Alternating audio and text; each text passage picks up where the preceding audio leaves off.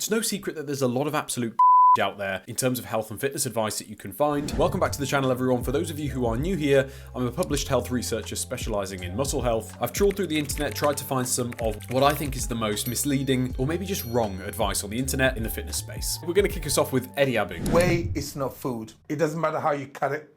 If you want to drink it, that's entirely up to you. I'm telling you, whey is not food. Whey was an industrial waste product.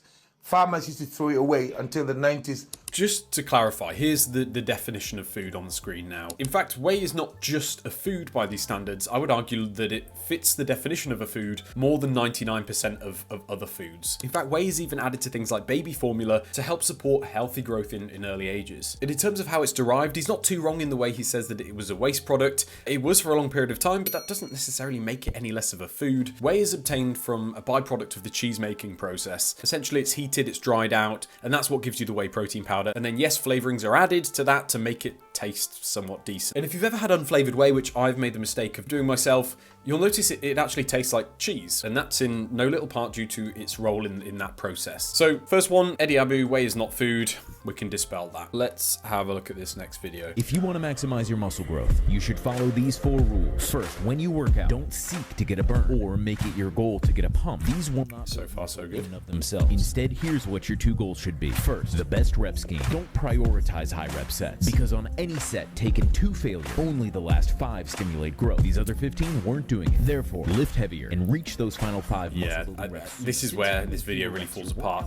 So they're not too wrong in saying that the final few repetitions of a set are the ones that promote the most growth, but that doesn't then mean that we should be prioritizing lower repetition sets. In fact, recent studies have shown that you can grow muscle effectively with sets that are anywhere between 6 up to 30 repetitions, so long as you're taking the exercise closer to failure. So then you might say, well, yeah, the video has a point. Why don't you save some time and go a little bit lower with the repetitions? But in order to do that, you'll need to go heavier to achieve the right stimulus. And arguably, that's actually going to cause more fatigue than going lighter and doing more repetitions. If you've had experience lifting weights in the past, you'll probably know that doing something like a 5x5 on the bench press, going really heavy, is more fatiguing even though you're doing less repetitions than doing 5 sets of 15 reps on a dumbbell press at a much lighter weight. Remember, it's not necessarily about the reps, it is literally just how close you go to failure. Okay, next one, I thought we would mix this up and do a bit of a health one. Let's see what this one has to say. You're my client this month, so I'm giving you all my secret tips that you should do when just starting your health journey.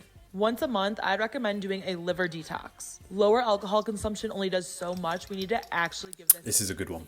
And by good, I mean, of course, absolutely awful advice. So your liver, its literal job is to filter your blood. Now, your liver is pretty good at this. In fact, it's its main job, and it was designed to do that. So it doesn't necessarily need help with detoxifying. Now, to support this, there hasn't been a single study that have shown that any combination of juices can help to detoxify your liver. And again, your liver doesn't need help doing this unless you have something like liver disease or, worst case scenario, liver failure. In fact, this paper even showed that it might have the opposite effect, and that detoxing might induce stress, raise cortisol levels, and increase appetite, and may generally just be detrimental due to its restrictive nature. Okay, next one up. Tomorrow morning, when you take a shower, take a nice warm shower, at the end of the shower with the water hitting you right in the... We love a cold shower video. Turn it to full cold. After the 4th day, you're like, you know what? This isn't that cold. In fact, I feel invigorated. My skin is more tighter, cold shower claims. That's what we needed, actually. I sleep better. Like, it's really powerful. And we're talking 1 minute of cold water. So the main point that stands out here that I heard him say was around fat loss. Now, for cold exposure in general, there's potentially some truth in this. So cold exposure might help to increase the activation of our brown fat stores, which makes up a very small fraction of our fat mass and around 0.1% of our total body mass, and is found in very specific areas of the body. And increasing the metabolic activity of this fat has been linked to better glucose regulation,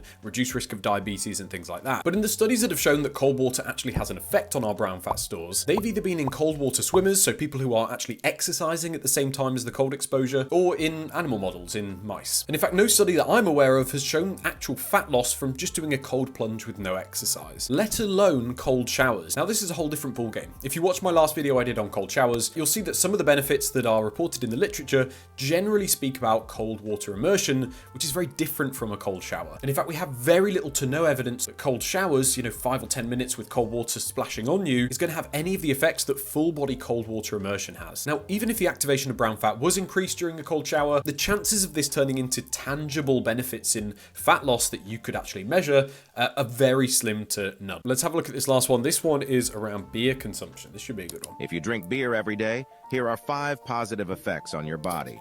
Your heart will be healthier.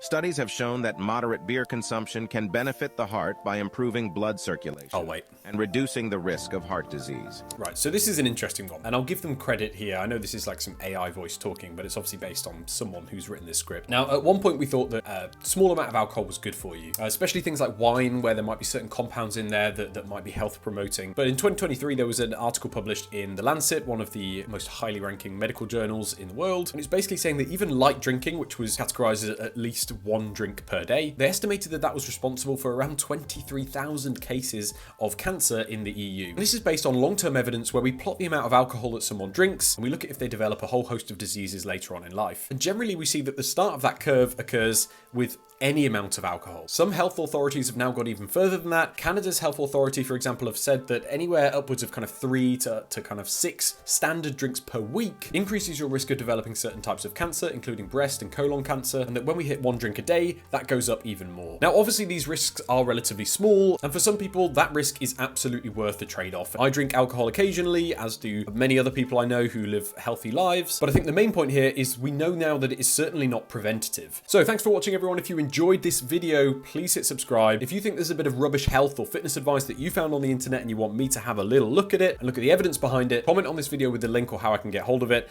and I will have a little look and add it to the next video.